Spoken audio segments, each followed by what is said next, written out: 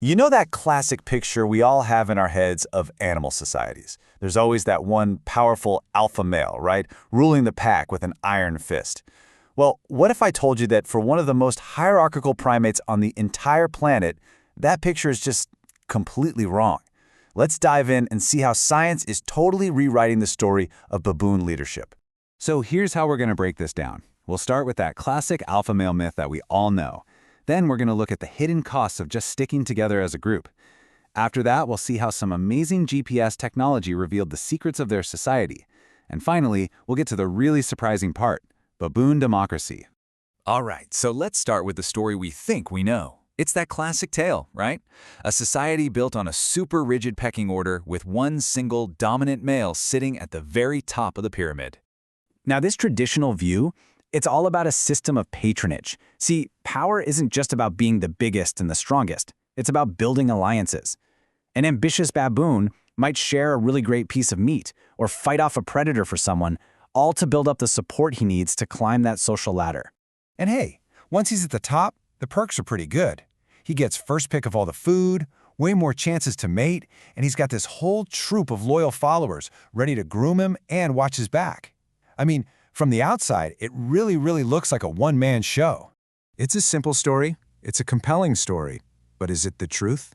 As we're about to see, when you start to look a little closer, a much more complicated and way more fascinating picture starts to come into focus.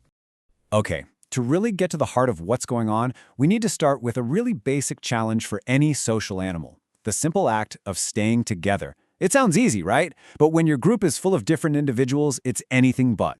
And this brings us to a key idea called consensus costs. It's basically the price each animal has to pay just to be part of the group. Think about it. To stick together, some have to speed up when they'd rather go slow, others have to slow down when they'd rather run. That compromise, it burns real energy. It's like a physical tax you pay for the benefits of having friends around. And for baboons, man, this is a massive hurdle. In just one troop, you've got these huge, long-legged males. Then you have smaller females, and then you have tiny little juveniles. It's kind of like a family trying to go for a hike, except the stakes are way higher. Now this is where it gets really interesting. Scientists use this metric called VDBA. Don't worry about the name, it's just a way to measure how much energy an animal is using based on its movements. And what they found, as you can see right here in this chart, is that the cost of staying together is not shared equally at all. The smaller baboons, that's the high bar on the right, they are paying a much higher price, just burning more energy to keep up with everyone else. So how in the world did scientists uncover this hidden cost? Well, the answer lies in some pretty amazing technology. They use these high-tech GPS collars to, well, essentially eavesdrop on the troop's silent, constant negotiation about where to go next. And this was a huge undertaking. I mean, just imagine, you're tracking almost every single adult and subadult in the troop every second of the day. The result was this incredibly rich data set that gave scientists this kind of God's eye view of how all these individual choices actually become group decisions. So to make sense of all this data, they came up with a really simple but elegant framework. When one baboon moves away from another, that's called an initiation. Now, if the other baboon follows, it's a successful pull.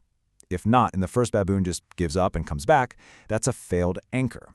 And by analyzing thousands upon thousands of these simple little interactions, the true social dynamics of the troop started to reveal themselves.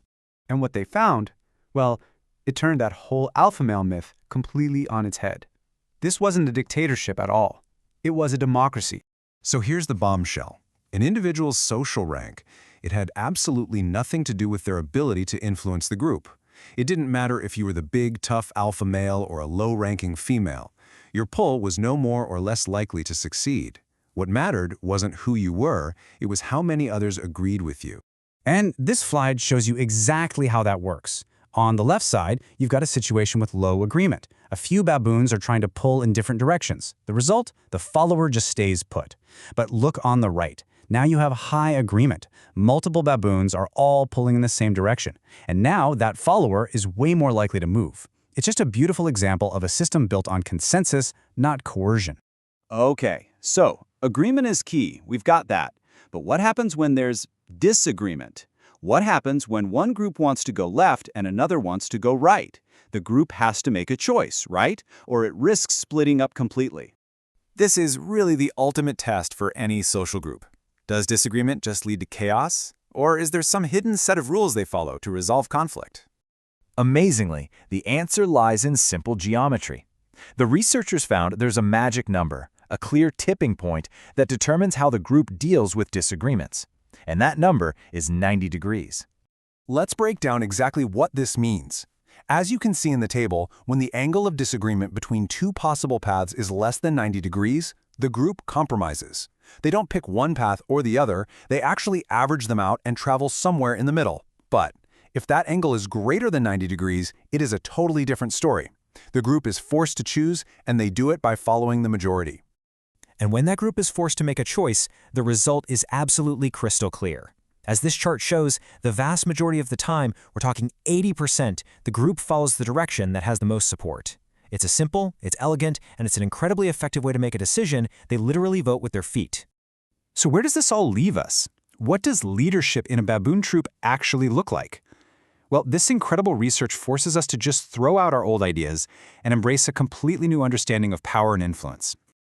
The picture that emerges is not one of a single, all-powerful leader, but of a shared, collective intelligence. Decisions aren't just handed down from on high. They bubble up from the interactions of the many.